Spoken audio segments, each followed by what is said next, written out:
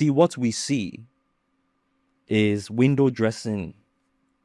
An ad hoc advancement, Yeah. which is not the same as development, like real planned Yeah. development, because there are ad hoc advancements in certain areas, yes.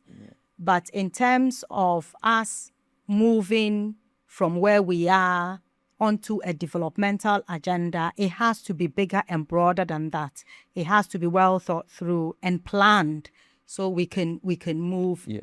I just wanted to add as well, like, the desire to develop authentically isn't really there, because what I found interesting in just my studies and trying to understand development and what it takes and all that is almost every country that has developed in the world has started from worse situations Than us. than Ghana right now. Yeah. Do you see? I get it, yeah. Literally. There was no reason to say, if you had to be a betting person, to say China is going to be the next superpower. There were no fundamentals in place to Exactly. justify any of No. that. But it has. You see, so it really has just become, shows yeah. that development is a choice. It's as simple as that. I would argue quite strongly that it is a mindset as well. I think Africa on the whole has not recognized the impact where our mindset is still at. And I'll argue this with the high level of imports, which we will talk about, I'm sure, educational system. Everything is all still running off post-colonial structures that were created purposely against us developing, or even the post-colonial neo-imperialist agenda, which still was targeted towards pushing our minds still there, where it is the West is better. We are importing a lot of stuff from the West, and if you get something from the West, then you are it, like you are on top. So a lot of it is still down to that mindset. And I would say, yes, things like low infrastructure that's coming when you talk about the economic stuff, things like power inconsistency, of getting power, all those things come in. But fundamentally, at the bottom of it, what is it? Why can we not make things work? Why can we not rid ourselves of all of this? And although I suppose a lot of it will correlate with that sort of mindset where we feel at the minute, we feel like we are there, but we are not there.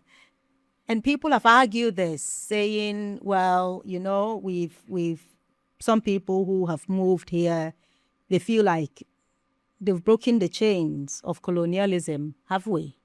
Yeah, no, mindset is a big aspect, and when we look at the political aspect, that will really highlight a lot of things. Yeah. But yes, fundamentally, Africa, the only thing that's changed in a post-colonial period is that colonialism colonialism evolved from you see, in the past, you literally needed a military to go somewhere and take over there by force. You needed to do that. In our modern world, we don't need military dominance, but you can actually achieve your same objectives through economics and particularly finance. And this is the interesting thing. Nkrumah literally wrote a book telling us that is basically what's going to be the new form of colonialism. And since then, nothing has changed. So yes, superficially, Africa countries, Ghana as a sovereign state, all of that. But if you actually look at the intricacies of who dictates the main important structures, It's very hard to argue that we are not still under a colonial structure. Yeah. And for me, for this part, I'd like to actually speak with people, me included, you included. I think we actually need to start examining ourselves and our behaviors, because part of it is, most of it is hidden. We are not even conscious on a day-to-day what we are doing and the impact it is having, and why what we are doing has come from a set of system that was set against us and against our development. We don't question it enough, and we have to make it part of a daily routine of, I'm making this judgment. Why am I making this judgment? I'm talking to this person. Why am I prejudging this person? You know, things like that. There's this opportunity. Why am I skeptical? Why am I? Ask yourself. So I think a lot of it is down to us.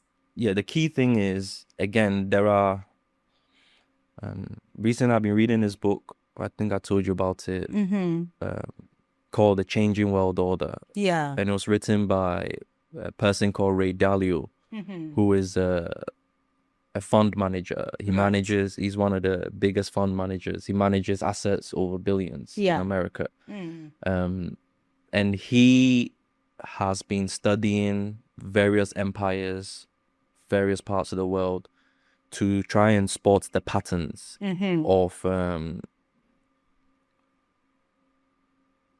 how nations rise, fall, the factors that makes a country become an empire, all those kinds of things. Yeah. You see, and what you're highlighting is one of the things he also highlighted was all the countries that develop, there is a strong sense of social cohesion, and that is reflected in what I like to call economic patriotism. Right. We're not patriotic in an economic sense, but in the modern world we live in, patriotism is expressed through your economic behavior. Yeah. The local Ghanaian, for example, the diasporan, none of us behave economically in a way that suggests that we're patriotic. But we fail to realize that economics literally is warfare. It is. So if you're not conscious of your economic behavior, you are indirectly supporting the system that is actually keeping things where it is. Yes. You see, you're supporting the system that is suppressing you. Yeah, it's like a great example of economic patriotism is, look at how Chinese operate. Wherever they go in the world, they still know what side they are on. Yeah. You see, they even go so, I mean, I'm not saying this we should be doing whatever, but China has been well documented to steal technologies at university. Or like Chinese people understand that I'm from China. Yes. They know that they have had a civilization for 6,000 years. They were already developed before Europe. Yeah. They don't look up to Europeans and admire the West and think there's some. Everybody knows that Western civilization is the youngest. You see. So China's thing is, okay, cool. We have fallen past couple hundred years, but we know who we are. Yeah. So what is the plan? We have billions of people. Let's send them all over the world in key strategic. Let's send them to Africa. Let's send them to the West. Yeah. Africa, let's go and get their resources. The West, let's go and get their intellectual know-how. Yeah. You see, so that's economic patriotism. Ghana here, someone just wants to send their kid to school there and get a job there, and that's their story. That's it. Thank you very much, AG, for a great conversation. And thank you to our cherished viewers and listeners. It is great that you were able to tune in.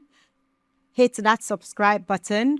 Be sure to like and share to amplify our voices to create the positive change we need. And don't forget to grab yourself a copy of our book, The Great Return, which is on Amazon in all forms. And if you're doing or thinking of doing business or investing in Africa or Ghana, then we can help. Get in touch by visiting our website, tgrafrica.com, and book a consultation to discuss all forms of collaborations and partnerships, both with ourselves, CGR Africa, and with others, and also for business and investment advice and guidance. And last but not the least, to also check out all the other great stuff we are doing and how you can get involved. See you in the next episode.